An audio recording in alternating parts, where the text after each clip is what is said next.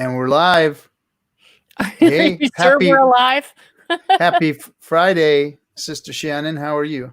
I'm doing all right, Roy. How are you? I'm doing good. I can't complain. We're all, everything's back to normal out here in California. It's all over with. So everybody's out and about and going to the beach this weekend. They went out last weekend. So everything's all good. No, it's not. No, it's not. I know. I joke about it. And I laugh about it. It's a very serious situation, though, and I mean, it's like one thing after another, sis. What do we got? We got riots going on, of all places. I think they even. Well, anyway, hey everybody, happy Friday. Welcome to Red Hoop Talks. Before we start getting into all of the craziness that's going out there in the world and in Indian country, because it seems like everything's affecting Indian country or coming up nowadays in mainstream media too. Got something interesting to talk about the whole riot deal, but we want to first recognize the first people of California, of which I stand. And Shannon, you would like to? The Piscataway that are here. In fact, I have a beautiful Maryland scenery behind me to recognize the Piscataway bands and tribes here. And I didn't bring the smudge out today because we had dog incident. There was a dog incident right before Roy got on. My four-legged ran away, and I had crying kids, so I had to go run the neighborhood and gather the dog up before it was like mass pandemonium here at the household. But everything's good. We're back. We're back in our seat, and we're ready to roll. But that's first on our agenda. Anything else we want to talk about, Shannon, before we get I would like to start a tradition, not just recognizing where we're standing, but maybe doing some kind of, whether it's an opening prayer or just some kind of Thanksgiving at the beginning, so we have our minds in the right place for our show. I hope we can start that, and maybe we can bring someone on at some time to kind of help us do that. Mm-hmm. And let's see what else. What else is going on? Do you have a job yet? No job yet. I'm working on it. Things are still crazy out here in California. It's like everybody's back to it, but nobody's going back to work. Everybody's out running around. You can go to the store. You can get your hair did. You can get your nails did. You can go surfing, but you can't go to work because nobody got jobs anymore. So it's a very, very odd situation.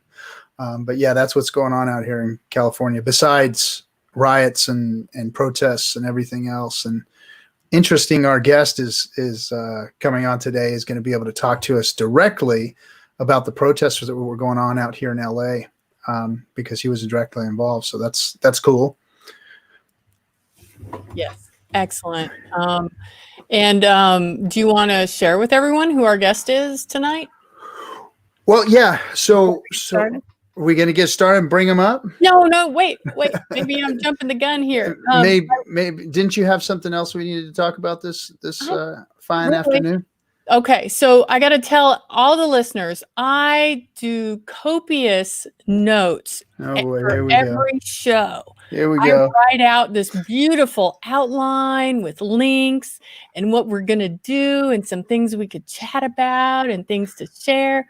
Roy never looks at it once. And so I do look at it. If you notice, I click on it every time and open that thing up. So before you go, so excuse us as we're still learning each other's processes. Roy's is more organic and mine is more, I guess you could say, lawyer-esque. Yeah, she writes everything out like so I get 3 or 4 different emails of the same stuff every time, and then she changes things and goes, "You didn't look at it? You didn't look at it?" I'm like, no, I wrote a whole another page there. You missed that. Oh my gosh. So that's the way it goes around here. And then I get in trouble for it, and then I have to scramble, and then the show goes off anyway, and it don't matter, right? It's always beautiful, but I've been trained in those Western schools, and yes, you have linear thinking and write everything down, and so my brain is warped. Roy, you got to help me. So let's tell everybody a funny story. So she's hammering me about this schedule and making sure everything's on time and everything. I'm like, it's going to be okay. It's on Indian time. We'll be all right, you know. And no, we've got to not be flaky, and you got to be on this and that and the other. I'm like, okay. And then I told her, hey, let's talk about making sure that we get a time frame on this. And what did she text me? She says, no, let's not worry about that. Let's not. What did you say? Let's not get ourselves locked into time. We're on Indian time. Yeah, but see, I have the luxury of being a woman, and not only a woman, but an Indian woman. So I can do that. Yes. Thank you very much. I want to make sure everybody knows I'm going to share a screen, and I'm transitioning right now, if you didn't know that. Want to make sure I've got the Association on American Indian Affairs website up. Roy, do you got that? I sure do. I see it there. Excellent. So want to make sure everyone is aware that every Friday at 5 p.m. Eastern, so on the West Coast, it's 2 o'clock. We just try to take some time wherever you are with whatever you got, just to take 10 minutes, 20 minutes to stop what you're doing and send good thoughts to those who are in need at this time. We started this, 6 weeks back. And, people from all over the country are participating. Some people share maybe a little prayer or a ceremony on Facebook.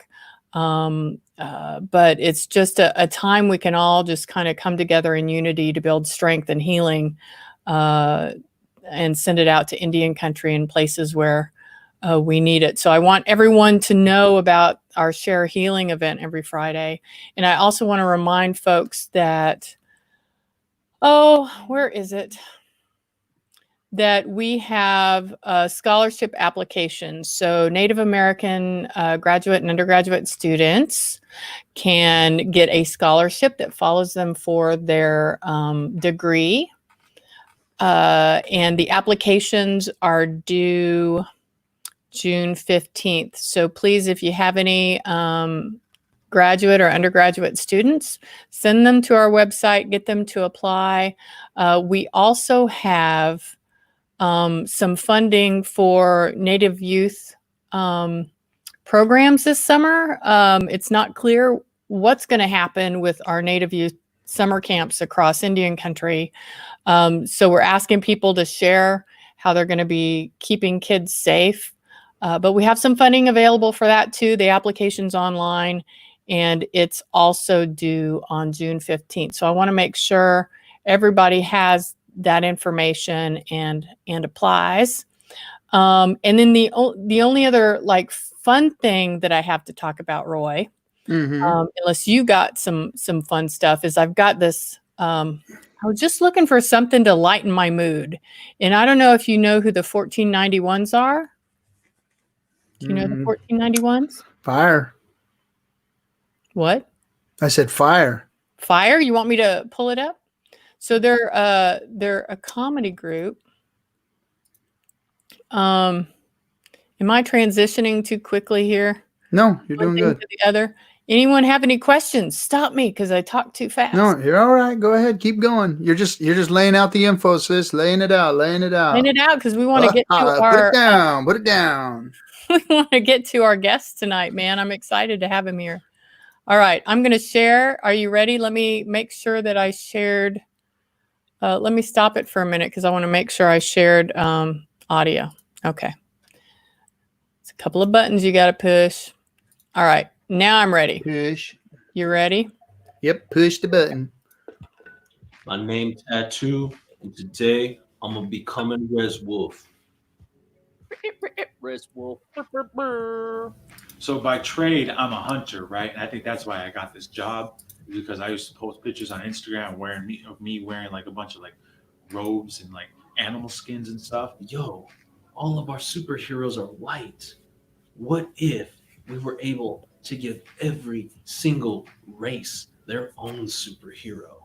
Last week I was in Standing Rock fighting a good fight. All of a sudden, this Peruvian-looking rapper with like a John Dunbar dance with a wolf's hat comes up, and he's like doing his thing.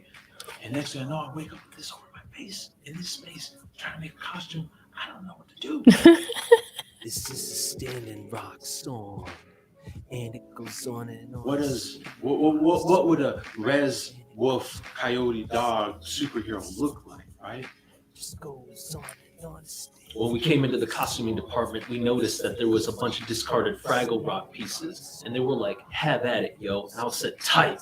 So we grabbed those Fraggle Rock pieces, got all the red stuff, and sewed this together. Yeah, that's not the necklace I gave him.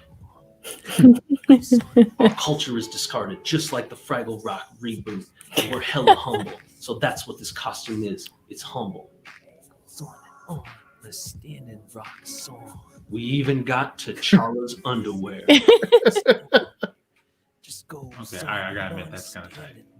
standing rock. Young Native American, indigenous, young people who are youth go out there with their pride and with their dignity, and they can go to Walmart, they can go to Target, they can go to any costume shop in America, and they can see their culture represented in a costume that can be fuck, Hold on. Indians. Hold on. Stupid. These fucking guys. Rock song. I love those guys. I unfortunately got to see them in their tidy whities on a live performance. So they get all into it. Right on. Yeah, the 1491s. So let's see. I have no transition here, Roy. Nothing else going on out there that you wanted to bring up? None of that stuff on the list? Oh, that's right. The list didn't come this week, did it? No, it did. I actually did. Oh, that's right. That's right. The list. didn't I look didn't. I was looking for the list. I was in trouble about the list, but the list didn't come this week. Did God, come. I'm looking at the list. So what else I have on the list? You know what I have on the list is what's Fire. going on in Minneapolis. Yes. Um, That's a great segue to bring up our next guest because Okay, he's directly involved with things that are going on in there, and so the gentleman that we're bringing up, all my heroes are outlaws and pirates and just this is a song, isn't it? I like those guys. I've always liked the edgy guys, and I've known Walter, who's coming on with us from afar. We've worked on some things together, some issues. I've been to some of their gatherings and whatnot. So I've always watched him and admired him from afar. I follow him on Facebook, so I see all the things that they're doing. And there's a lot of misconceptions about the American Indian movement. Walter is the Southern California director, and there's they always looked at it as this rebel group and whatnot. But if you really dig down and see some of the things that they're doing, there's a lot of community service going on. Walter, and he'll explain what he's done in the last few months. But while this whole COVID thing has been going on, he's been traveling to Navajo land to deliver, gloves and sanitizer and get things to the people out there who are suffering. And, while we were all talking about it, he was out getting shit done. And that's what Walter does is he goes out there and he gets it done. And the amazing thing is he's one of our elders. He's over 75 years old. He's been in AIM for, the last 6 decades and been doing this work, sacrificing for his family. Some of us go out and we dance in the powwow arena. Some of us go out and we commit to the Sundance. Some of us go out and we do these things. Walter's committed himself to being an activist and being a community service person. So without further ado, I'm going to bring up our new friend here, Walter Ruiz, also known as Gray Wolf. Hey, Walter, we're probably going to have to shut the computer off. Hold on a second.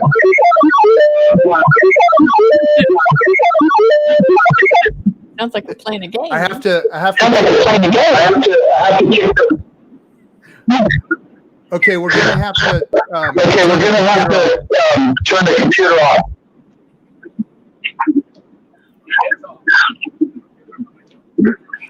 Is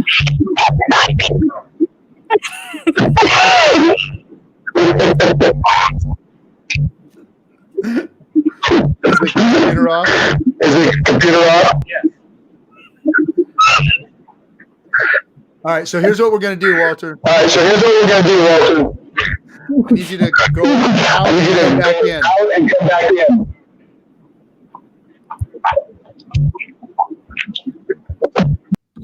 Let's see if that will work. Okay. That was a trip. I've heard some feedback before. That was like that was major feedback. that man. was wicked That bad. was like extraterrestrial type of feedback. Well, I hope he comes back in all right because well, we had a big build up there and Ba-ba-bum. he was good the first time he came on. I think we were just getting a feedback because he had his computer on too. Yeah. Oh, by the way, hi to the chat room, everybody that's showing up. Sandra, our loyal one listener, viewer. Let's see. Yes. Oh, there's more loyal listeners. All right. Yeah. Gray Wolf is back. Should we try to get him in? There we go. Are you back? Yes, hopefully. Oh, we can hear you and it sounds great and it looks really good too. Yeah. We got a better picture.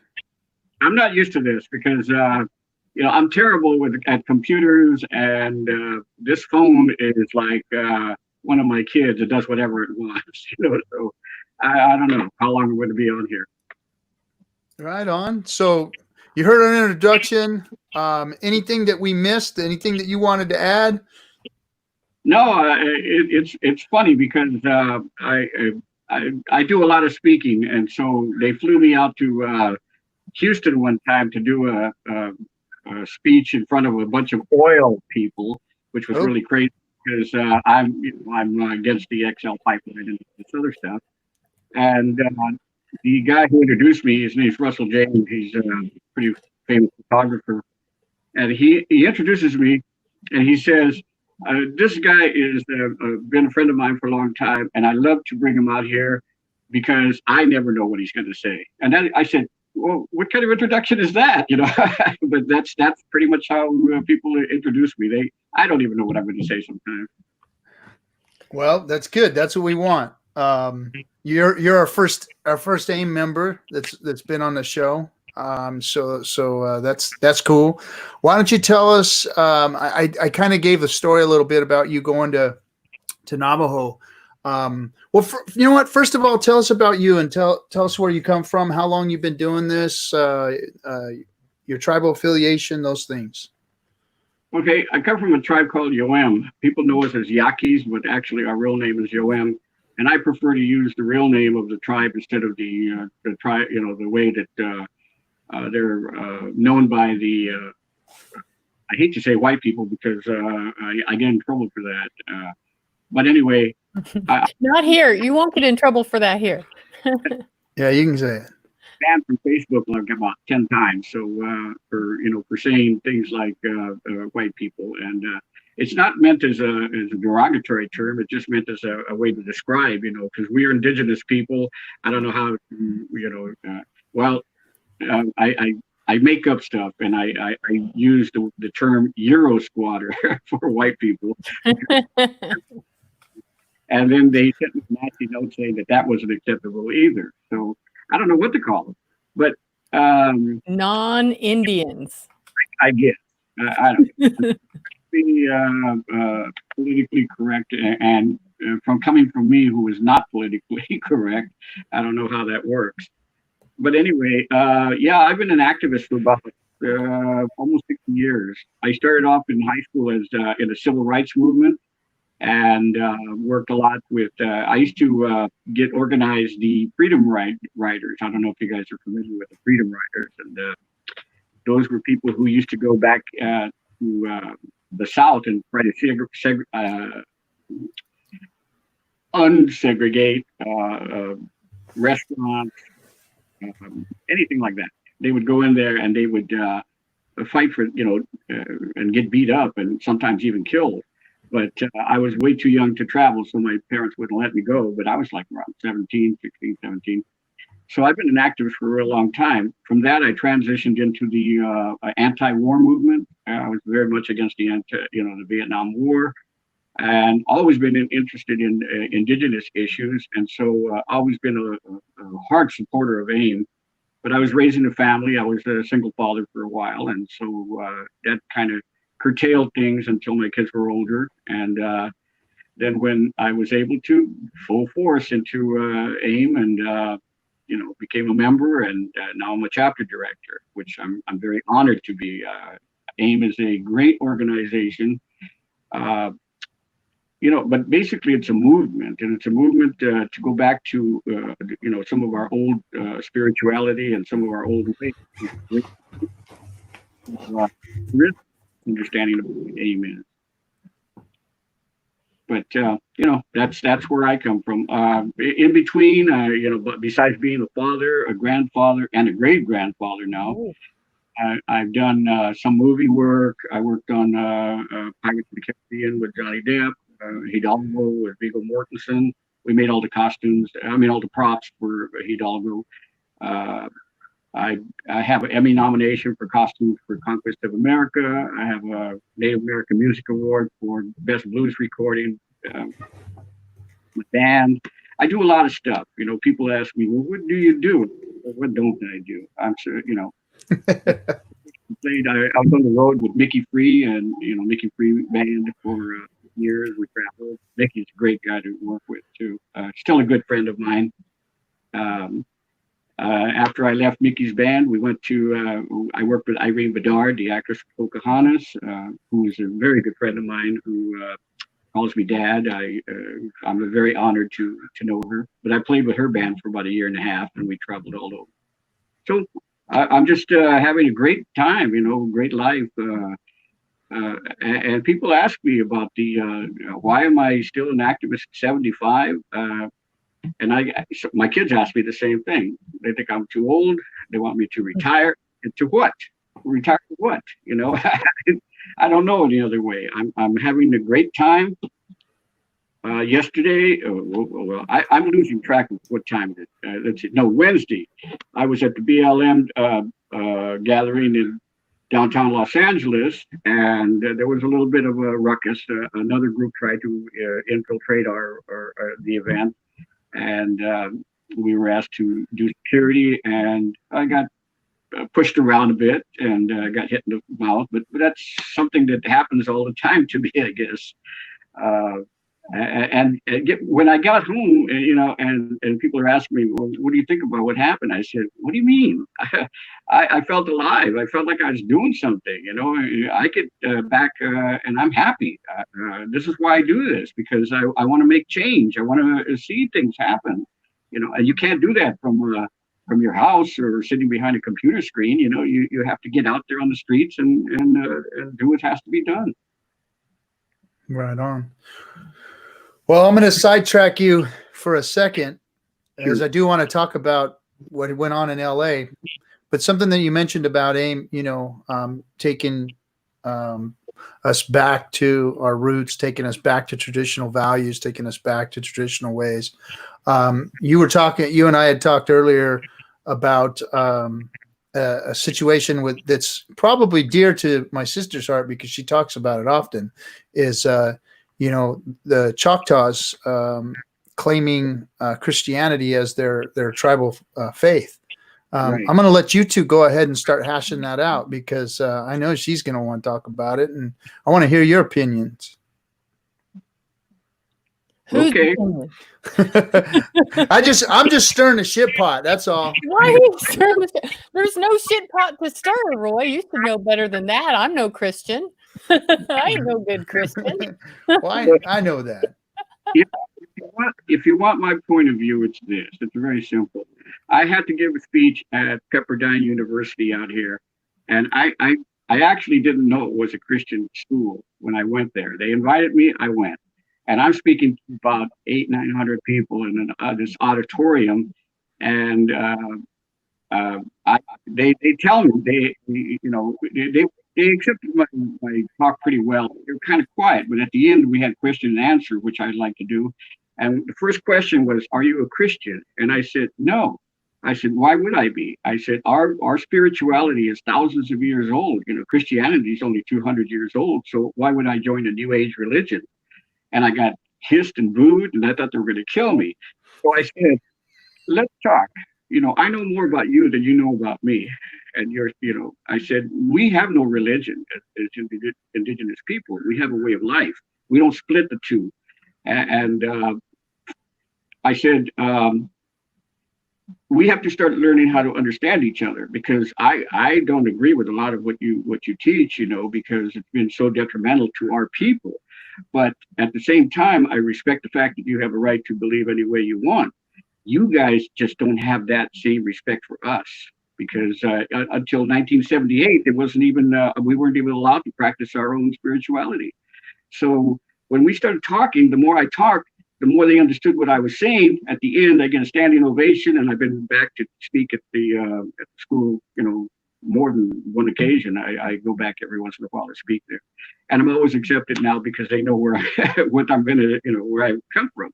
So I cannot believe that our people are so easily persuaded to give up thousands of years of spirituality for a new religion that has been so detrimental to our people.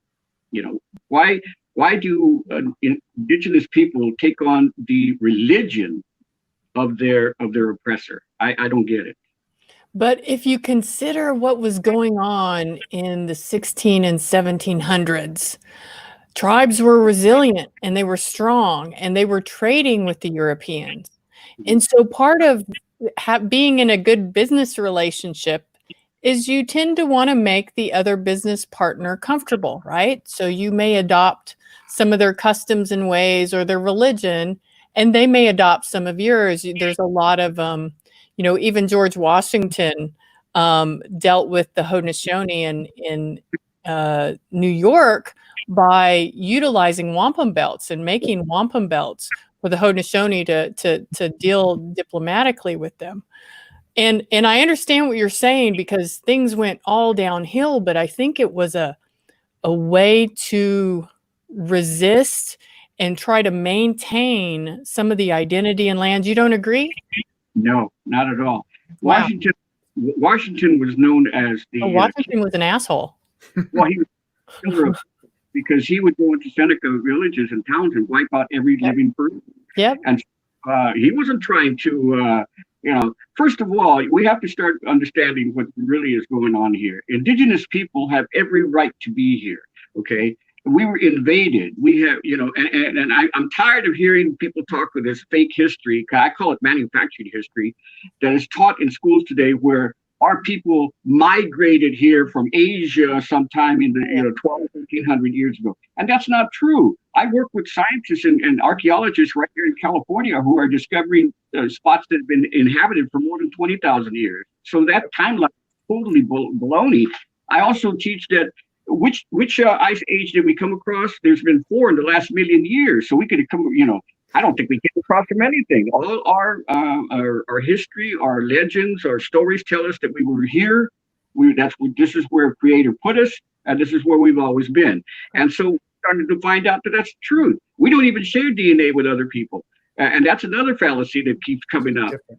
How we share DNA with the Asians and with this and with that, and that's all been proven to be wrong. And so when we start understanding that indigenous people have every right to be here, we're not immigrants from somewhere else. And I'm getting tired of hearing this, story about the land bridge. Even the land bridge is so fake. It's with error, because you do not leave a good place to go to a bad place. You have to. That's what we talked about last week. We didn't go live in the middle of the desert. We were living on the damn beaches. In California, I don't come from California. My people come from the Sonora Desert. But when I'm a guest of the California tribes, and I respect the fact that I'm here. My brother-in-law was tribal chairman of the Chumash, and that's why I had to learn so much about California history. But these are not my people, but they are indigenous people who have every right to be here. That's another thing about immigration. We talk about immigration, and we hear, for some reason, a lot of indigenous people here that live here have bought into this baloney of these invisible lines that separate our people. Yep. North America is a continent. Okay, an entire continent with only 3 countries in there. So when people say they're American, I say, "Oh, are you from Canada, Mexico, or United States?" Because America is not a country; it's a continent. And before it was called America, it was called Turtle Island by various tribes in their own language. So I get real tired of hearing that, oh, these immigrants are coming from across the border. What border? My tribe, we're a border tribe. The border doesn't exist to my people. Mhm. And we do not honor that line, that imaginary line, because that line crossed my people. We didn't cross it. See, we didn't cross the border crossed us. So when I start hearing, people, even my own, say, try to adjust history to fit their agenda. All of North America is indigenous land, and South America, for that matter. We just we're all the different tribes, but we're all the same people. Yeah. Well, all land is indigenous land. At some point in time, we all knew the earth. We all knew how to take care of the earth. And I think religion effed that up royally. And for some reason, power became more important than connection. Well, Right. we have to understand that. See, I'm not anti-Christian, because if you go back to the Christian religion, which is a religion, and it's one of the 3 Abrahamic religions, they all have the same 3 books, are the same: the Quran, the Torah, and the Bible, same book. I mean, you just call them by different names. So they're all same type. They all come from the same place. And I have no problem with the man known as Jesus. That's not even his real name. See, that's what I have a fight with Christians. I say, learn about your own religion. The man's name is Yeshua ben Yusuf, and he was a Jew, and he was not blonde and blue-eyed, and didn't look like a Christian. He looked like an Arab, because that's where he comes from. And even the Bible says, well, he had hair like wool, like sheep's wool, and olive skin. That's not the Jesus we get. That's the Renaissance Jesus. That I call it the Republican Jesus, because Republicans love it. I never saw it. Politicizing Jesus. I always go, when people say, "Oh, do you believe in Jesus?" I say, "No, I believe in Yeshua, that he was a good man, and that he was probably indigenous, because he acted like, he was, he's going to heal the sick, he's going to feed the hungry." That's what we do. That's indigenous way of thinking. That's not, that's indigenous spirituality. That's not Christianity of today. So it's very annoying to me, when people say, "Oh, Christianity is not bad." Well, Christianity has really caused our people a lot of harm. And if you want to know, and then people say, "Oh, that's not real Christianity." Well, guess what? It was the Pope who did the Papal Bull of 1492, which devastated, 1493, which devastated our people. It was the Christians who came up with doctrine of discovery. It was the Christians who said, had manifest destiny, that God told them it was okay to kill us and rape us and steal the resources in the land. So yes, I am a little angry at some of Christianity.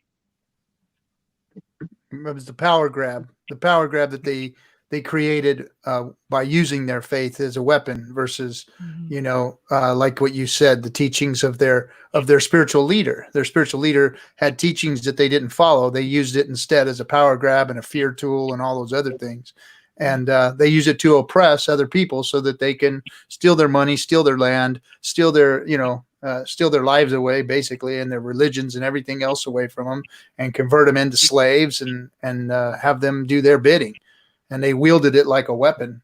And so, yeah, I've got a bad taste in my mouth for it too, because the damage has gone on for generations. It's a generational damage that's been created. When I no offense to what I'm going to bring up this other thing. Well, what of it? I'm saying no offense. Yes, I mean to offend. You go right on ahead. That's what we're here for. Every Wednesday, Black Black Lives Matter does a demonstration in front of Jackie Lacey, who is the district attorney for Los Angeles. We do a protest there every Wednesday, and I try to make as many as I can because I'm about it's a long distance for me to get there. I live in Ventura County, and when we go there, a lot of times, somebody will say, in Jesus' name, and I'm going like, I'm having a problem with this because Black people were tribal people like us, and we share so much, and they had their own spirituality, and they were pulled away from that, ripped away from their land, brought here in chains, and forced to take over. So I give them a little bit of leeway. I say, well, if you guys want to believe that, that's fine, but it is devastating to our people. And I got to say something. I have a real good Christian friend who is a true Christian. I'm not going to mention her name. She's a very nice lady. We've been friends for a long time, and she believes in real Christianity, and that is helping people. And so there is some good Christians out there. Not like I didn't mean to say that like there is some good cops out there. No, there isn't. Not one good cop, because cops would have not allowed the man in Minneapolis to die. That's very interesting to me. I said, where were cops right there? It was all kind of standing around, with their hands up their butt, and didn't do a damn thing to save this man's life. No. So what happened in LA? So what was the protest like there in Los Angeles, and how'd you get punched? We started off pretty easy. Everything was, I got there a little early because I traveled a long distance. I didn't want to make sure we got a parking space, and we had to park like the blocks away because all the parking lots were closed because the Hall of Injustice, what I call it, is in downtown Los Angeles, not far from Olvera Street. And that's a big major attraction, but all the parking lots for Olvera Street are closed because they want to keep people out of there because of the virus, which is fine. I understood.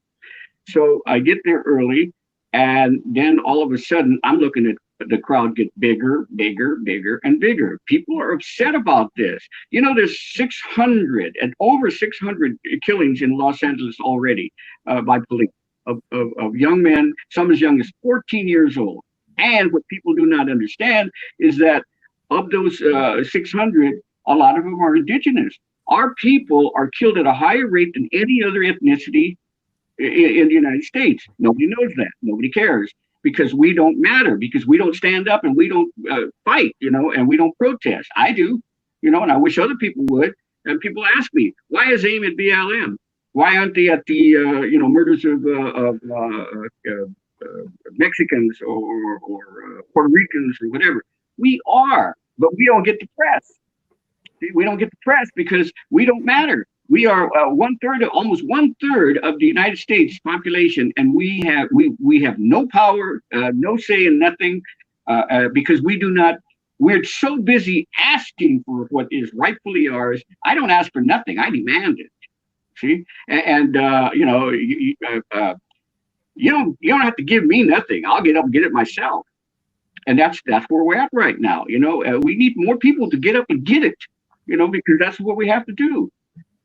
We got to stop this inferiority complex we have as a people that, we can't speak out because they'll come after us. Big deal.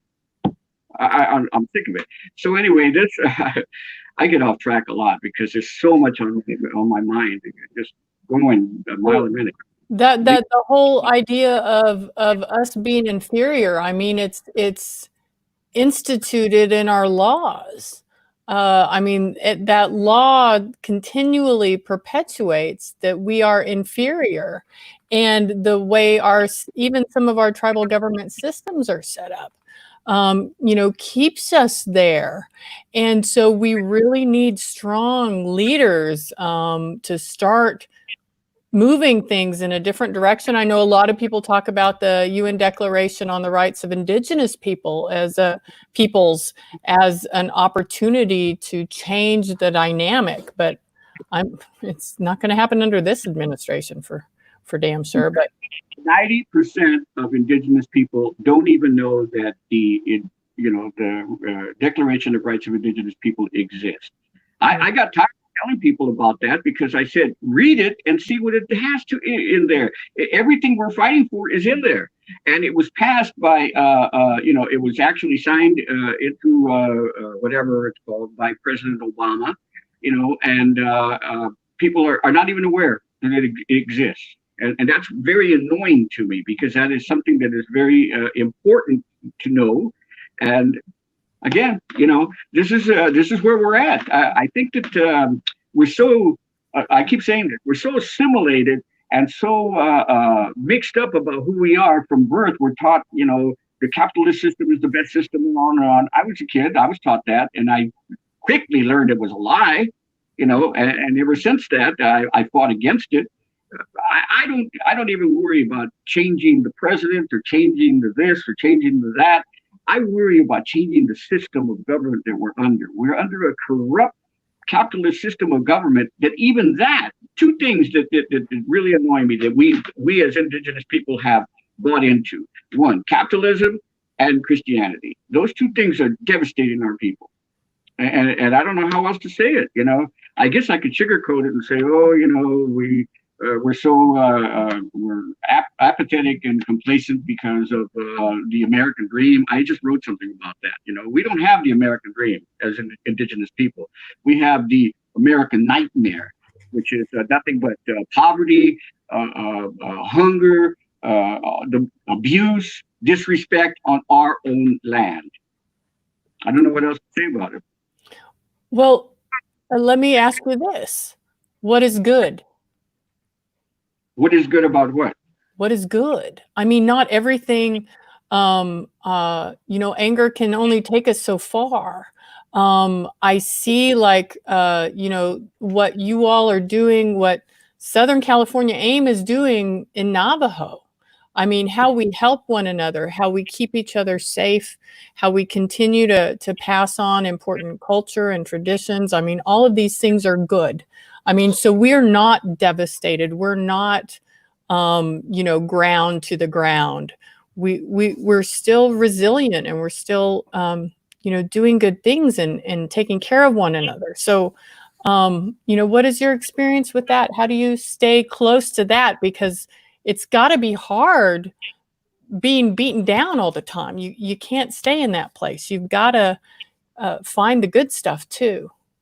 Well, I firmly believe if life gives you lemons, you do make lemonade. And I've made plenty of lemonade, you see, because when I'm faced with a bad situation, there's two things. You can wallow and pity and, oh my God, things are so horrible, like a lot of people are doing right now, or you can get up and do something about it. And that's what I do. And I cannot sit around and do nothing when I see something going wrong. I cannot. That's why this Navajo thing was. I have family on Navajo Nation in Chinle, and when the way we got this donation drive going was very a lot of things happened that shouldn't have happened probably. I called to make sure that my family was okay, and when I found out that they were okay but not doing well, I started asking about what was going on. And then I realized that the major hospital for Navajo Nation is the Chinle Hospital. So I knew that. So I contacted the people at the Chinle Hospital. I said, what is it that you need? They said, everything. Because we're hearing about $600 million going to Navajo Nation. They haven't seen a dime. I went to the elder care facility and found out that the nurses have been working 4 months without pay. And I asked them, why would you do that? They said, because these elders are important to us. And I said, that's the answer I wanted to hear, because they are important to us. I'll be an elder one day and I'll need to be taken care of. Not yet. But these are the things that were annoying to me. And I said, how much help do you get from the tribal government? They said, none. We're out here fighting on our own. So I said, I need to do something. So on our first trip, we took a lot of stuff, but we had not enough. We took a whole van load of stuff, and it went just like that.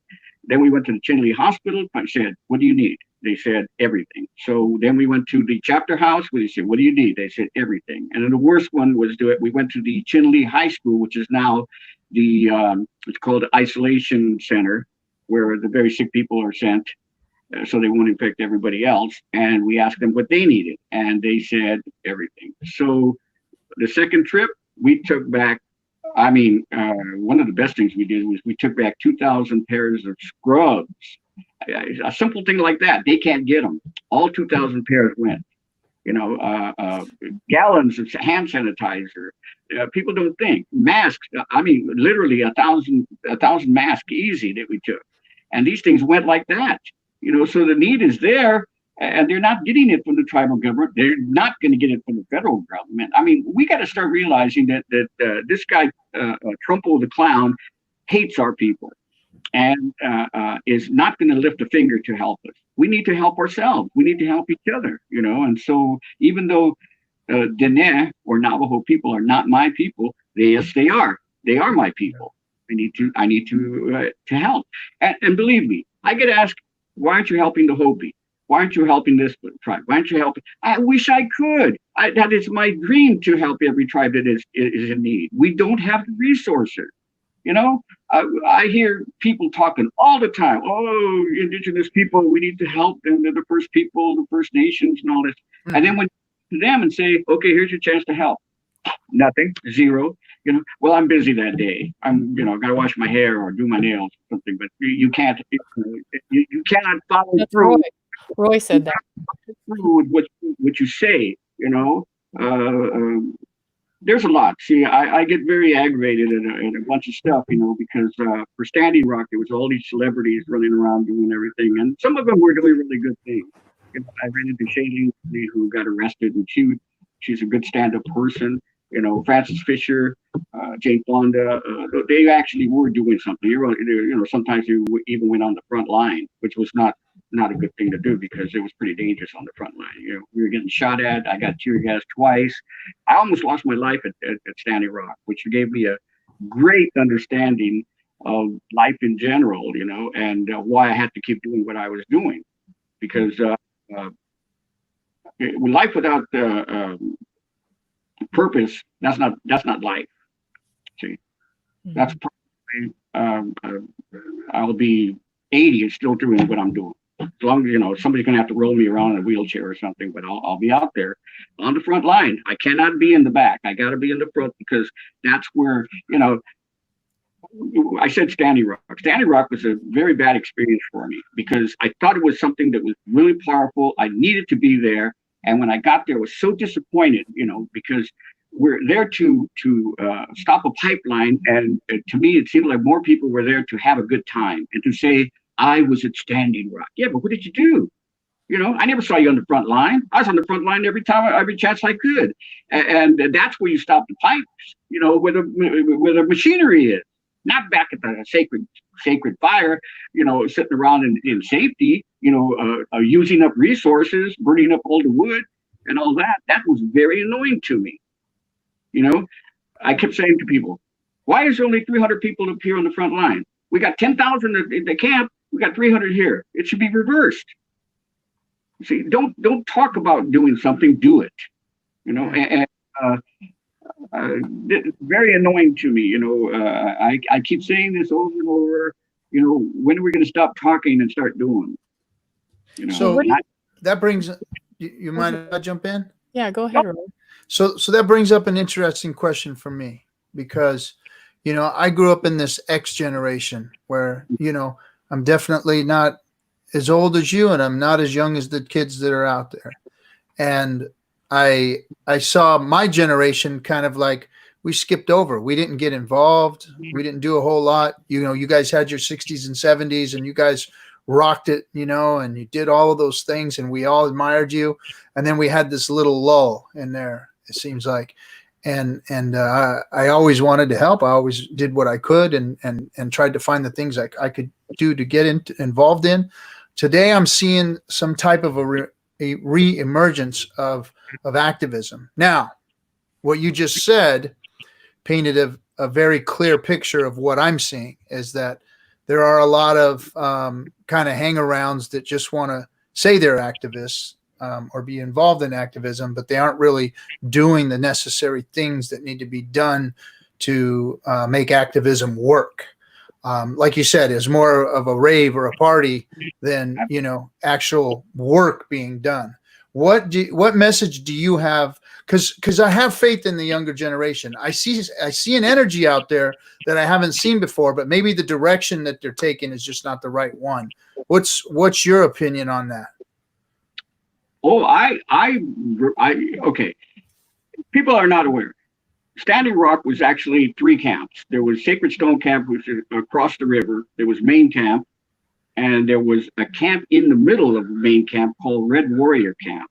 Red Warrior Camp was a bunch of young kids who really did most of the work. I know I'm going to get a lot of criticism for saying that, but Red Warrior Camp was I knew a couple of the leaders, and I actually spent all my time with them. They were good kids. So there is, there is a lot of young leaders coming up in the future. And I'm going to hope that they stay on the track and they stay off of the drugs and alcohol and the addictions and keep, one of the things I've always said, and I don't mean it for me, but I mean it for everybody. The way you lead is by example, not by word. I don't drink, I don't smoke. I've been sober for 75 years. I've never done a drug in my life because it's not something that I look down on. I couldn't care less what you do. What everybody does on their whole life, that's their own business. The reason I didn't do it is it's not part of my tribal tradition. And people are talking about, oh, we need to go back to the old ways and the tribal traditions and all this stuff. And what they mean is do sweats and do all this kind of stuff. But we forget we are almost 600 individual tribes. And some tribes have clans within those tribes. So you have all these different ways of doing things. There is no one way to be an indigenous person, not one. There's hundreds and hundreds and hundreds. And we have to respect all of them. And this is what I try to do, And so there's so much confusion. It would take more than this show just to talk about all the things that I see wrong. And so going back to the young leadership, we have to teach them.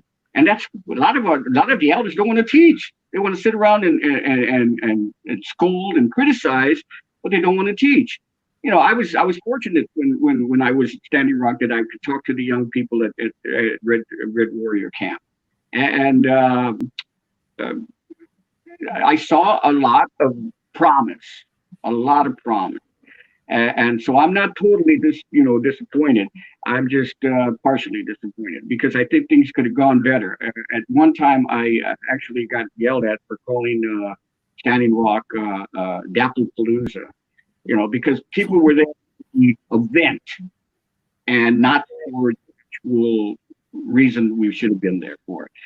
I used to go to the White Dome where the speeches were made, and I got up one day. They asked me what was I thinking because I wasn't saying much, and I said, I'm thinking that I did not come to Standing Rock, to sit around and talk about doing things. I came to Standing Rock to stop a pipeline. Simple as that. And you do not stop a pipeline at the Sacred Fire. You stop it at the front line. See, and that's how I've always thought. I said, you can talk and talk and talk all you want, but until there's action, means nothing. It means nothing. So, I mean, that's profound. I mean, that's really gets down to the heart of it is action and actually the getting it done. And one of the things that you said that really is on my mind, and Shannon and I have been at this a long time ourselves. This is our first attempt to actually try and get information out to people and talk to people and really work and helping. But we learned For yourself, Roy. We learned a long time ago. Yeah, well, I'm gonna hit you here.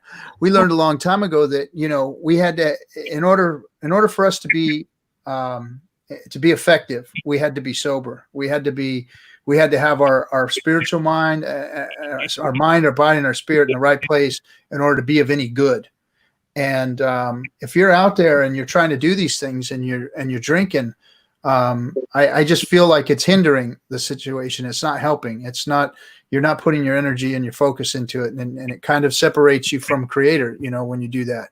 So that's one big message I have for people out there. I've been sober for 25 years myself, and it's connected me. It's kept me connected, and I don't want to lose that connection. you know. And I've seen so many leaders and so many activists and so many people in Indian country that ruins or hampers their ability to get out there and be effective leaders, effective teachers, effective whatever it is they're trying to do. And that's a big problem out there. Well, let's just remember that the American Indian movement was not formed by saints. It was formed by people in prison who were tired of what was going on and who did some incredibly wonderful things. There was some, you know, that's why I joined it, because of guys like Russell Means and Dennis Banks and Bob Rubidoux and David Hill and Ben Carnes. I could go on. These were my heroes. You know, John Trudell. These were also, in most cases, friends of mine, and that's why I joined. And these guys were not perfect. I'm not perfect, you know, and we have to understand that. And what I don't, you know, somebody said I fall down, and the best thing is that I pick myself up. And I said, yeah, but you keep falling down. You need to find a way to stop falling down. And this is, you know, ruining your family and your relationships and your activism. You need to have that taken care of. So I know people who have, you know, so when somebody tells me I'm 10 years sober, or I'm 2 years sober, I'm happy. I said, good, you learned and you went through it, and now let's move forward. You know, I don't make judgments. I just say, let me see the results. And that's what I'm worried about, you know. However we get there, I don't care, as long as we get there. So we everything's a balance. Everything's a balance, you know. Yeah, everything's balanced. Yeah, and activism comes in so many different forms, right?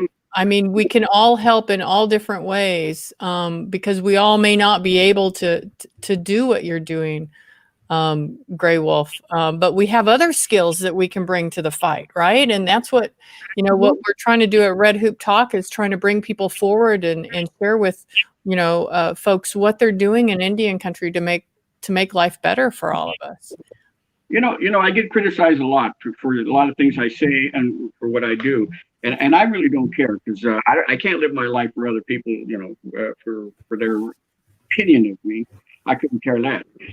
But every once in a while, you start thinking about stuff, and you say, you know, you got to go get past all the criticism. I always tell people, if you worry too much about what other people say about you, then you never get anything done. But getting back to what you said, people ask me, well, I can't make it to the places you make it to. I can't do what you do.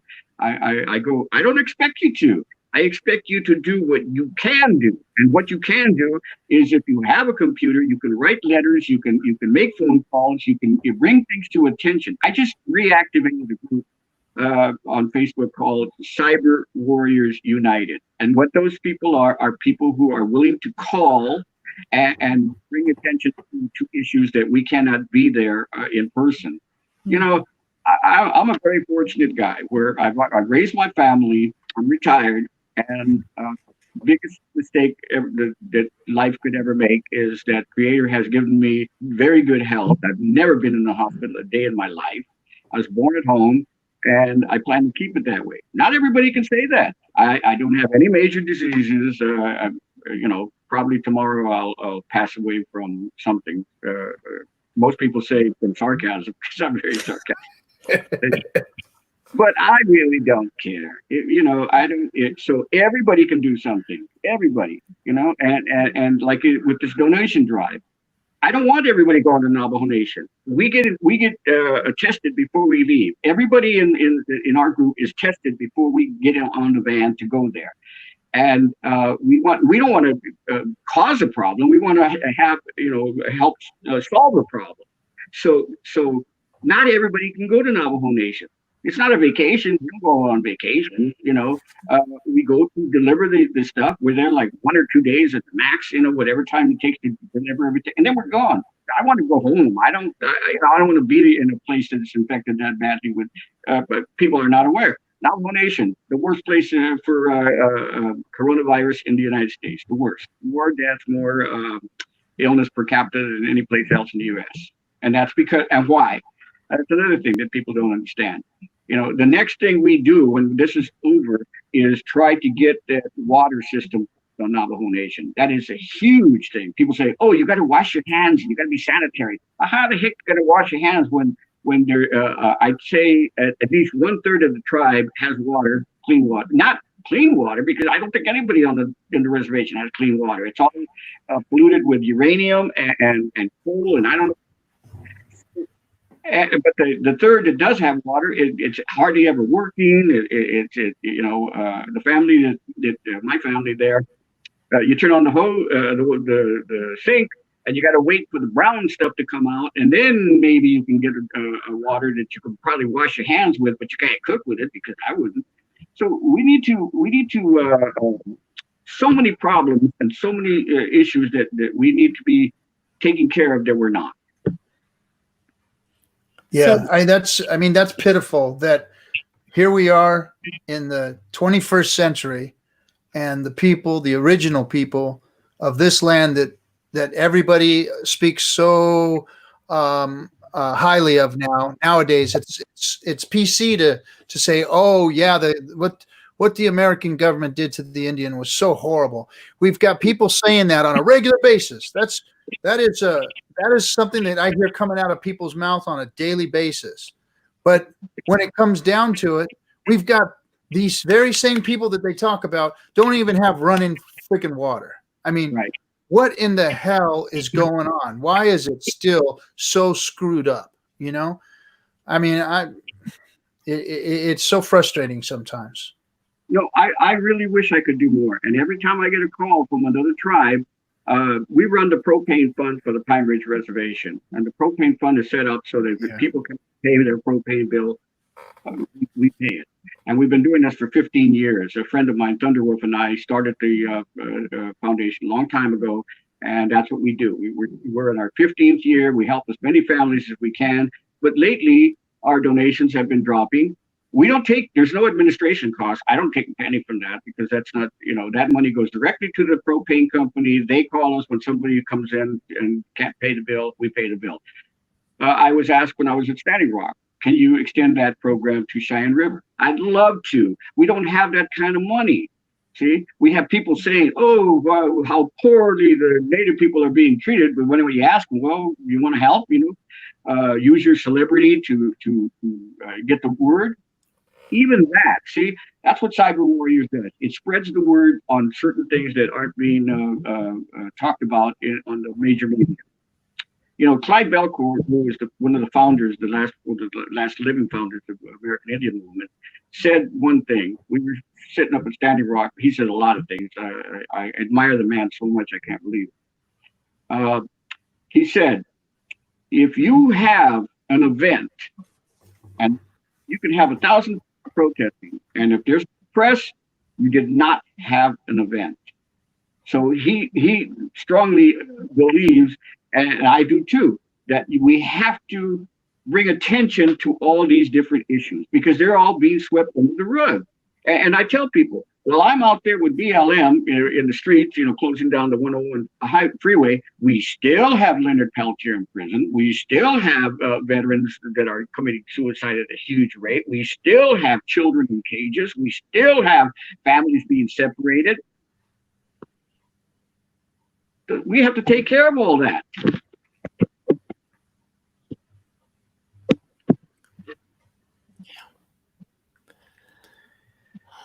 Am I still here? Yes. Yeah, you're still here. It's just a moment of silence. Yeah. I guess thought. We're in the 21st friggin' century, and we're still talking about these damn things that have been being talked about for 500 years. The same things are still happening. The same things.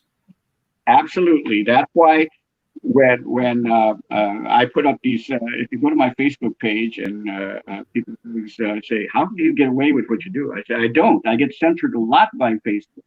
I get warnings constantly, that my post is being taken down because it offends their community standards and stuff. But we have to start talking straight out. And I'm at the point where I'm 75. What you going to do to me? You can't do nothing to me. I really don't care anymore. And not that I ever did, but I'm going to say what has to be said, and I'm going to take the consequences. I'm a big boy or old man, whatever, but I'm just not going to and not say what has to be said. Yeah. And if I offended you, tough. Maybe that offense will turn into a little bit of wanting to learn more about the situation. And they say, "Oh, you turn a lot of people off."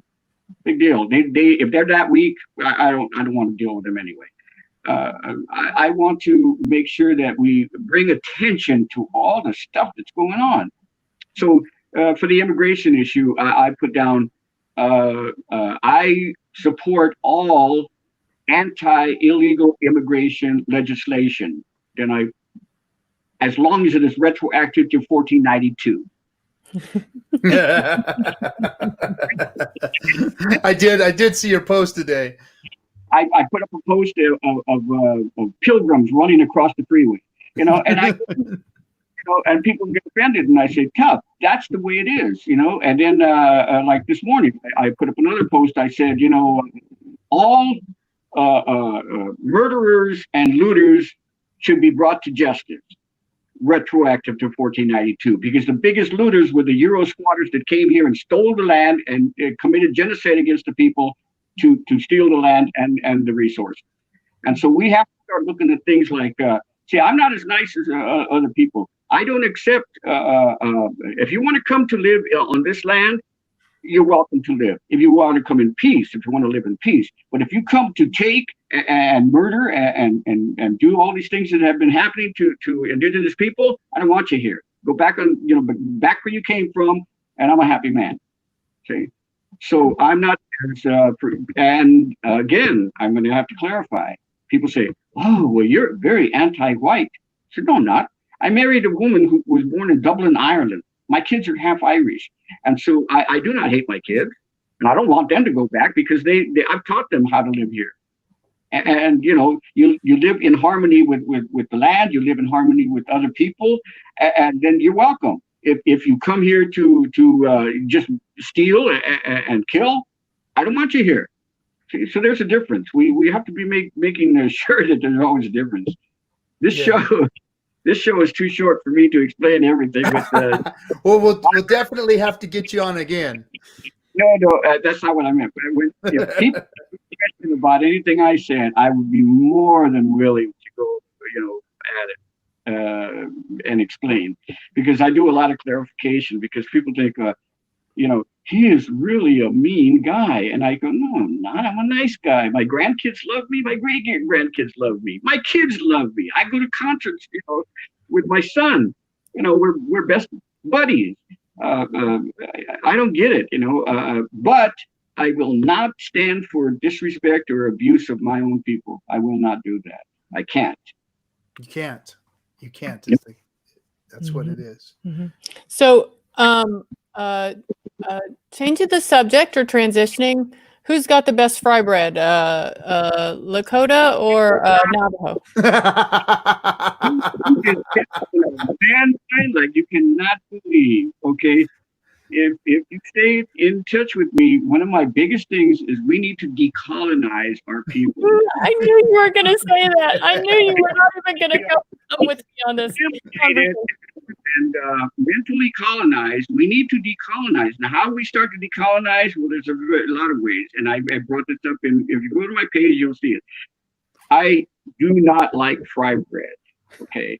And the reason is because it's not a traditional food for our people. It's reservation food. People are forced on the reservations against their will, and we're given what's called commodities. So what do you make with commodities? You do the best you can. I have no problem with that.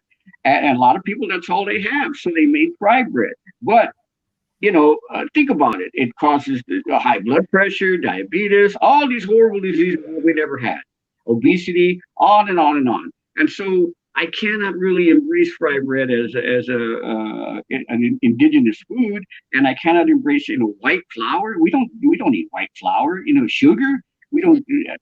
There's all kinds of stuff in there that we shouldn't be eating. And not that my diet is so great, because I tell people all the time, hey, I'm a kid. I still eat Twinkies. Why not? Why not eat something that lasts for 12 to 10 years and still is edible? Right? That all the preservatives are keeping me preserved. That's what's keeping you going. But I don't make I think I eat a Twinkie maybe 4 times a year. It's a treat, and good. Again, I have nothing against fried bread, because I was at home just a week ago, and I ate fried bread, because they made it and I ate it, and I do like it, but not all the time, and not at the detriment of a good healthy. So you decolonize your food first, then you decolonize your religion, and go back to your spirituality. There's a lot of ways to decolonize. Okay? So I'm not sure what a YouTube news talk show is in the colonization spectrum. You have to be careful with me, because when you ask me a question, I'm going to tell you the truth. That's what we're doing. I'm not scared of it either. Good. When you were talking about the Christianization of our people, I went to Tahlequah to Cherokee National Holiday, and I was really surprised that after the event closed down for the evening, they had a church revival, and I was like stunned. And I don't care how beautiful Amazing Grace is in Cherokee language, I still felt something in my heart that said, this is not right. And to know that a lot of tribes and reservations are outlawing sweat lodge and certain ceremonies, really devastating to me. Mm-hmm. Because when people say, are we advancing? I go, yeah, in some ways maybe, and some ways we are not. We are totally not advancing. We are regressing. Well, what about, Yaqui has what a lot of people consider, and I've been able to observe, like the deer dance, the Masakoba, and there's a mixture in Yaqui of Catholicism and traditional ceremony. And I know a lot of other nations also kind of blend, and that was one way of resisting and maintaining their own traditions and religions. So what do you say to that? Very simple. I said my tribe has got 3 parts to it. We are Yoeme, we are Reme, and we are Mayo. Okay, the Mayo are very light skinned sometimes, and my mother was Mayo, full blood, and they do believe in Catholicism. Okay, your Reme, the middle one, they are still doing some of the tradition, but they also believe in Catholicism. And the Yoeme, we do not have nothing to do with Catholicism. And you're right. For our tribe, we were forced to, these things were forced upon us, and so we accepted it. I mean, San Javier Mission, if you go to San Javier Mission in Tucson, that's right across the street from our reservation. We got to stare at that thing all day long. I'm no fan of missions. I think that they're a horrible thing that happened to our people, and should be removed, but then, oh no, it's a sacred place. No, it's not. It's just a building. Our people don't believe, we don't have to go to a building to be spiritual, to speak to our creator. And so that's alien to me. See, what I would like, and people have to do it by choice, not by me telling them to do it, because I'm not going to tell anybody what to do. They can do it on their own, but they have to figure out what logically and rationally what is and what isn't best for our people. And again, I'm going to say the same thing. The Burger King diet, not good for our people. The Christianity as practiced by Republicans, not good for our people. So we have to come to these realizations and move on. And again, bottom line, decolonize as best you can. And decolonize, it means don't drive in a car no more or fly in a plane. It means stick to the traditions of your people, what made you what you are. And we are different than Europeans and Euro squatters. We are very different. We have basic differences that will never be reconciled. As much as everybody says we should, and then why should we? indigenous people are the largest majority in North America, and we have no power. Largest majority in North America, we have no power. You know, so there's a lot we have to come up with. A lot. Mhm. Warning from my phone, and I'm going to have to plug it in. So, So plug it in. That's okay. We'll take a breath, and a breath is good. Breath is always good. I guess what I wanted to know, Gray Wolf, is while you're doing that and thinking is, I always kind of celebrate my birthday. Uh-oh, I hope we didn't totally lose him. Yeah, we lost him. Oh, did we? He'll click back in. He'll click- I think okay. he probably hit the exit button there. He exit scammed us. All right. Well, I'll wait for my question until he comes back. But So show a lot us of your good- shirt, Roy. what's that? Show us your shirt. Oh yeah, see my AIM shirt. Show us your AIM shirt. It's my AIM shirt. What does that mean? Does that mean your AIM? What does that mean? You bought a shirt? No, it was given to me. Oh, that's nice. I was out working the streets with them, and Working the street. Roy's well, out I've been out at a few protests in my working the day, job. Everybody, Roy really needs a job. He's out working the streets. and yeah, we one of the events that I was helping with, the Southern California chapter leader was the one who gave this to me. So that's how I got my shirt. There he is. He's back. Let me pull him up. All right. I hope I didn't forget my question now. There he is. okay, for how long I don't. My phone is not the latest edition, and so I'm just hoping it hangs on for a little bit longer. You're doing good. It's Yeah, you're doing good.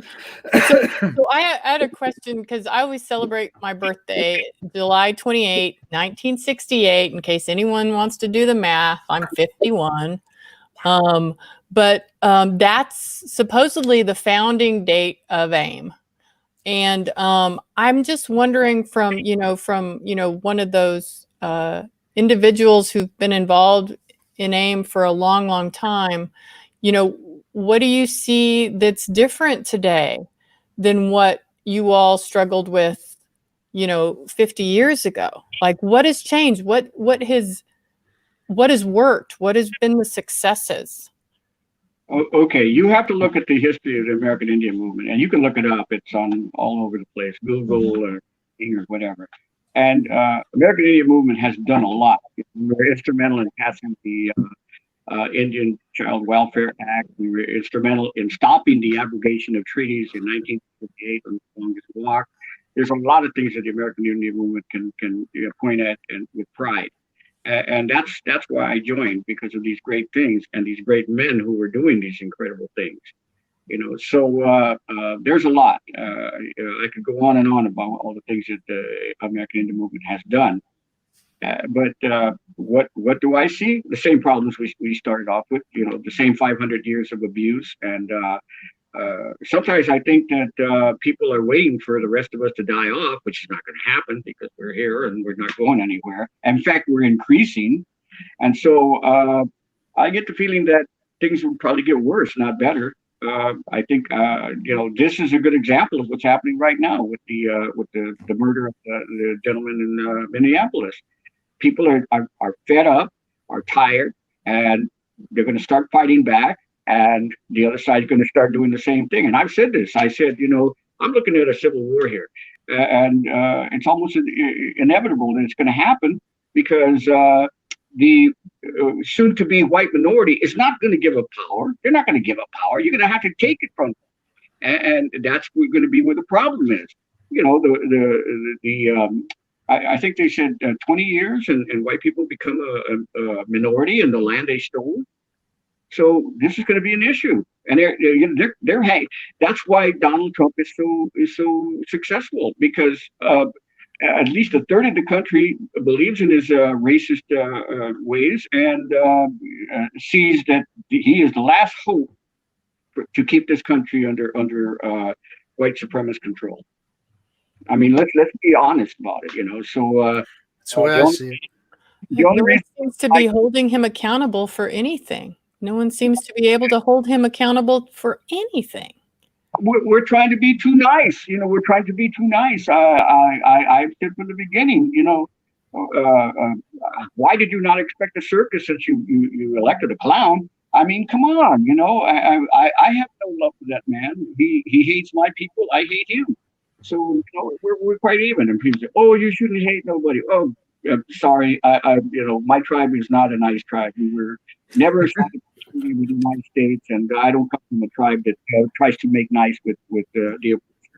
You know, I'm very happy with that. I had dinner with Mitchell Cypress, who is the tribal chairman of the Seminole tribe, and we were talking. We said we're the only two tribes that never signed peace treaties with the United States. Mm-hmm. And we're very proud of that fact because I guess that's how I was brought up. My father was very much into what was going on and was very well aware of politics and said, you know, we stand up. We stand up for, you know, that's I never knew why he did it, but I do now. You know, now that I'm older, I understand totally, you know, why he was so much against the, you know, the Catholic Church, why he was so much against politics in general. And now I understand. You know, I'm being taught in school one thing and then coming home and being taught something entirely different. And thank goodness to my father and not to the school, okay, or the church. Yeah. Yep. Well, And they're still one not thing- teaching things right in school. No, but one thing that really turned me around, we were forced to go to this thing called catechism after during school, and most of us did it because we got an hour off school. So we would go and we would be indoctrinated into Catholicism, and a nun said, "You don't really believe in this, do you?" I go, "No, not really. I'm here for the cupcakes." And she actually told me, she said, God, the Christian God, gave you free will, and he gave you the ability to think for yourself. Keep doing that. And I'm going like, oh, wow, I'm stunned. I'm going home and I'm going to, you know, thank this woman for the rest of my life. And I do appreciate the fact that she told me that, because I said, that's what I'm pretty much what I do, you know, and I'll just keep right on doing that. So I think for myself. I don't worry about what other people are thinking or doing. I got to think for myself. Yep. Absolutely. Absolutely. Yeah, I mean, we have to, tribal nations are sovereign, but we also have our own autonomy and our own sovereignty, so to speak, and we've got to use it and assert it and push ourselves forward and hopefully together in unity. Okay, but see, watch this. People have called me a leader a lot of times, and I said, no, I'm not a leader. I'm a follower. I follow my conscience. You know, I do not follow rules that don't make sense to me, that are not logical and rational. I don't care who's telling me what to do. I'm going to do what I think is best, what is right for my people, you know, for my family, for my kids, for my grandkids, for my great grandkids. That's what I'm going to do. So I'm not a good leader. You know, I'll tell you who I like to think about myself as. You know who Goyasle is, correct? Goyasle is what the Spanish call Geronimo. You know, and that history is so crazy, because what self-respecting Apache leader would call himself Jerome, because that's Geronimo in Spanish. But he was not a chief. He was not any type of or you know recognized leader. What he did was he said, "I'm going to get up and do this morning," and his people would say, "Well, sounds good to us," and they followed him because he was so powerful. He led by example, and that's pretty much what I like to do. You know, but I'm not a leader of this or a leader of that. I'm a chapter director of my chapter. That's it. Nothing more, nothing less. And I try to run my chapter as best as I can to do what we're supposed to do, what AIM was set up to do in the first place. And that's exactly what I do. I follow the AIM rules and protocols to as close as I can. Every meeting, we read our mission statement, the AIM mission statement. And I remind people this is why we're here, not for any other thing other than that. Yeah, so. Yep, absolutely. Well, we my hats off to you for the work you do. Like I said, it's not just the activism, but the community service that you provide too. I mean, you're really out there doing good work. You're not just shouting off at the rooftops how pissed off you are about things. You're actually getting shit done, and that's what's important. That's what people need to see AIM as. And I think we're going to throw the website up there. You're doing a fund drive right now, aren't you? This is our third one. We're going back to Navajo Nation. What we did was we took orders basically from the hospital, from the elder care center, from the chapter house, and from the isolation center. And certain things they asked us for, so that's what we're trying to come up with next time. We get all the money donations go to buying the supplies that we need to take, and whatever we get donated, like masks, and we have so many good people that I wish I could name them all, who have volunteered to make plastic face masks, regular masks, all kinds of stuff. And we take all this stuff, and because it is so needed. When I hear that the $600 million makes it to these places, then I'm going to stop. But until I know there's a need, I'll be going back, and I'll be my life, and I'm an old man, and I wear my mask and wash my hands and wear the gloves and do the hand sanitizer. But I cannot see my people, especially my family, suffer. Yeah. So what I want to tell everybody out there from personal experience, the AIM organization here in Southern California is an active organization. Not only are they out there being activists and getting in the faces of injustice for not just indigenous people, but for all people, like how he went out there and got punched in the face for this young man that was stomped on and his life was snuffed out the other day by the police. But AIM itself has even come to the aid of my family. I had a family member who lost their home, was being bullied around by the banks, and AIM came to their help and provided activism and helped to get involved, getting them in front of lawyers and things like that. So AIM out here in Southern California, I know, is actually doing things and getting things done. So if you guys feel it in your hearts, you want to help out, you want to help Navajo Nation, which is the #1 most devastated community due to this COVID virus. Per capita, Navajo Nation has been hit worse than any other place on the planet. So getting help to them is vital and important. And Gray Wolf here is actually putting boots on the ground and getting shit done. And so if you guys, aren't helping out in some way, Gray Wolf is taking those resources and getting them to Navajo. So if you want to help out in that way, go to the AIM Southern California website, and there's places that you can donate there. Mm-hmm. And I also want to remind people that there's about 574 federally recognized tribes and about 300 other tribal groups out there, and we're all suffering because of this pandemic. And Navajo is getting a lot of attention, and it's brought a lot of attention to us and a lot of donations. But just remember, if you can't get there and you have tribal nations in your state or local area, they could use your help as well. So call them, ask them. I find that a lot of people call the Association on American Indian Affairs because they're scared to call. They don't know how to talk to Indians.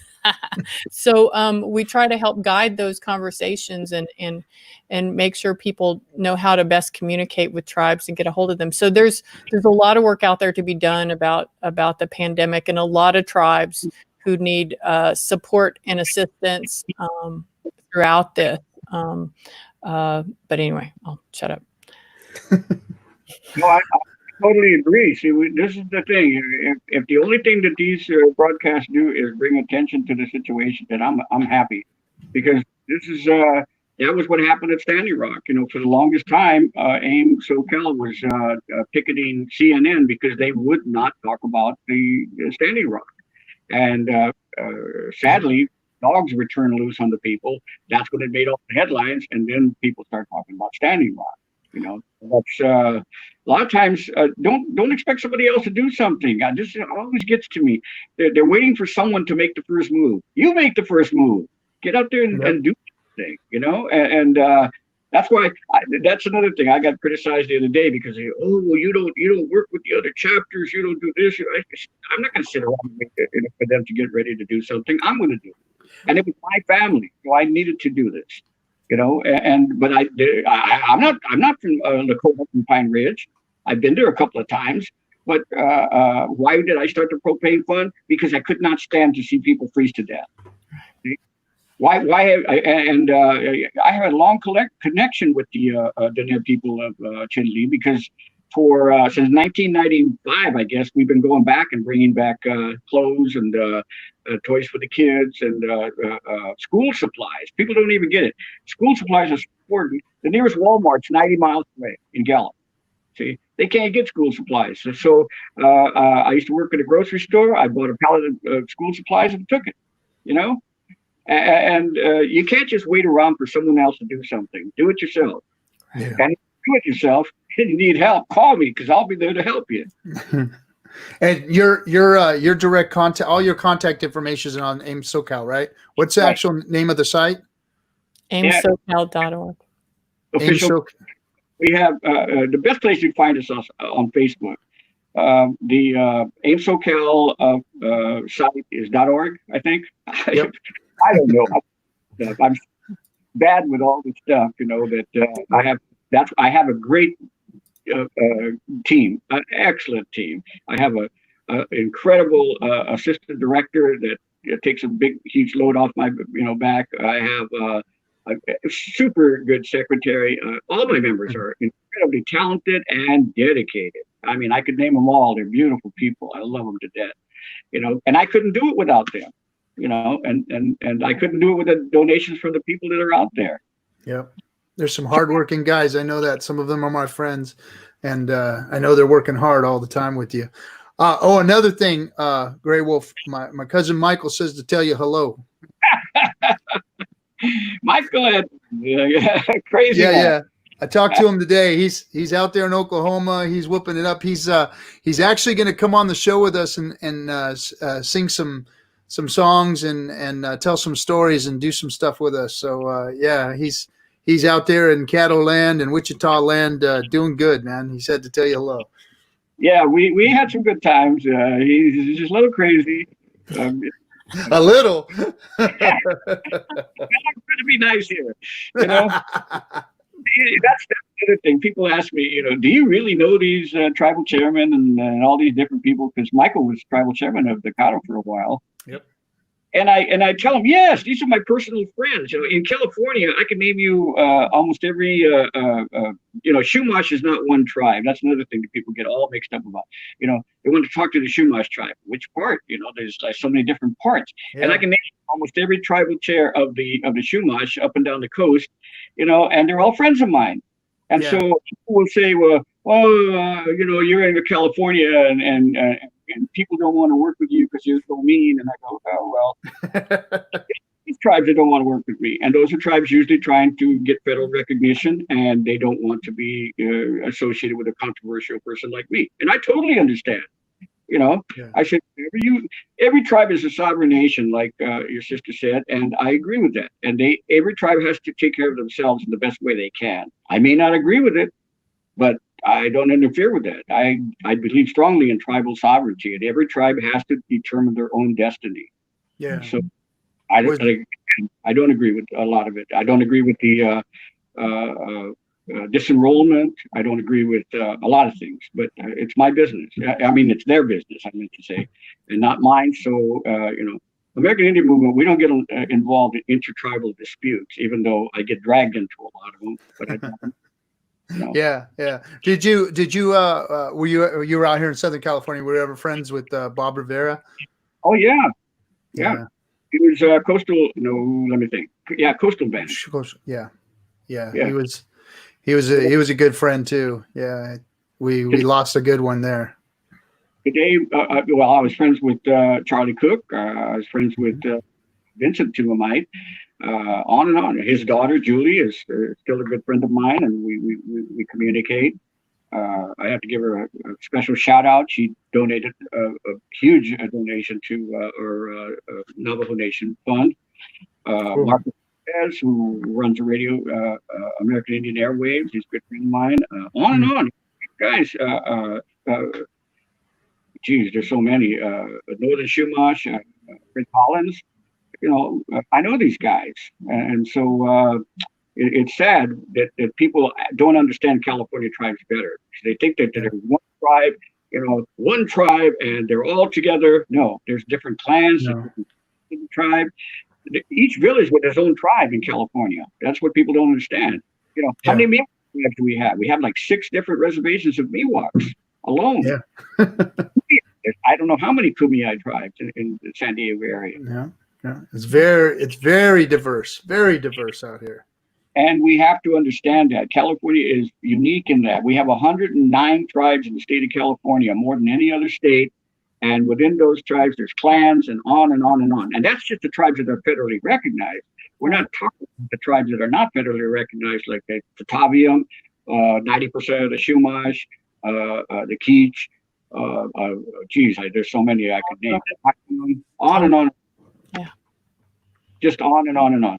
And these tribes, you know, they deserve federal recognition, I guess, because of the benefits, you know.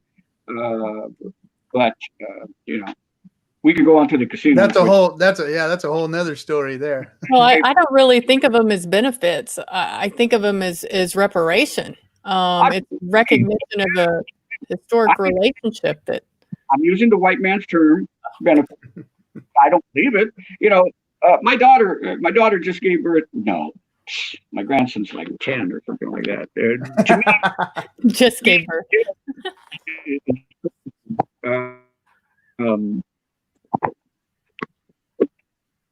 It's crazy. Time is really running fast, you know, because my grandson turns 30 this year, and I'm like stunned. I said, "Well, how did that happen?" You know? Yeah. So all these things, you know, time's going by so fast, and so many things are happening. I'm having a hard time trying to keep up. Well, you're doing a great job of it, and we appreciate you, and we appreciate you coming on today. We're running over, getting over our hour and a half here. So we won't thank you, Gray Wolf, for coming on with us. And we'd love to have you on another time if that's something we could pull off in the future. Yeah, you know, if I can get past these technical difficulties, you know, I keep telling people, what's the word? I can't remember right now, but I am not good at computers or phones or anything like that. You know, You did a great job. You did a great job. You're doing lovely. Yeah. Any tricks, you know, so. Well, thank you. I'm so appreciative of you keeping the fire going, and keep poking and pushing and prodding and kicking. And I'm really grateful for the work you've been doing, Gray Wolf, and everyone there at Southern California AIM. Thank you. All right, I'm gonna pull you down now, but would you mind sitting in the back for just a minute while we close up, and we'll get right to you. Okay. Bye. All right, cool. Thank you, Yakoki. That was awesome. Woo! That was lively. Throwing it down. All right, sis. You got anything you want to close out with? Thank you to the chat. You were so active tonight. That was awesome having people in there and chatting it up, and our regulars. We had a lot of people on the stream tonight. Things are starting to grow. Things are starting to move and shake. I can feel the heat. I can feel the thunder. It's moving. Hallelujah. So I wanted to mention a couple of things before we close out. all right. One thing we forgot to mention at the front of the hour is that we're considering maybe doing a different time slot. Because we need Roy to get a job, and that's going to mean that he's probably going to be busy on Fridays at 5 p.m. So we've got to give him some space so he can work. Get back to work. Get back to work.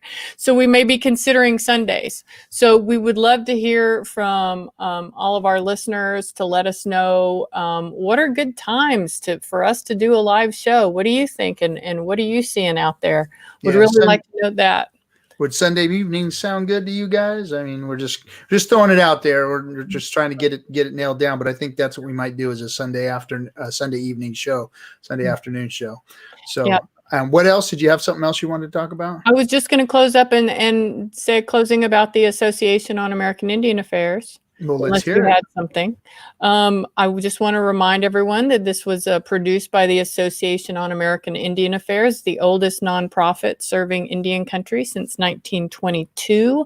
Our cultural sovereignty programs, including protecting sacred sites, working on repatriation efforts, not just NAGPRO work, but work on international repatriation matters, trying to get private collections and trying to get auctions to stop selling our sacred items and funerary objects. We work on Indian Child Welfare Act issues and juvenile justice and missing and murdered Indigenous peoples and a handful of other things. I hope that you'll check out our website sometime and support us.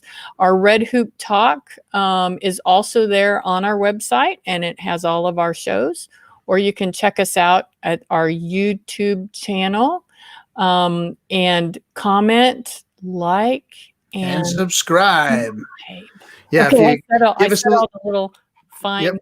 fine So little- yeah, so like, comment, and subscribe. That gets our viewership up so that we can get higher up on the chain of the food chain, so that YouTube will put us out there with the bigs out there in Indian country, so people can get our messages.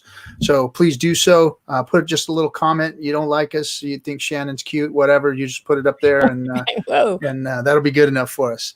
So, all right, everybody, thank you so much for sharing the hour and a half with us. We appreciate you. We see you all next week on Red Hoop Talk. Thank you. Okay. Bye-bye.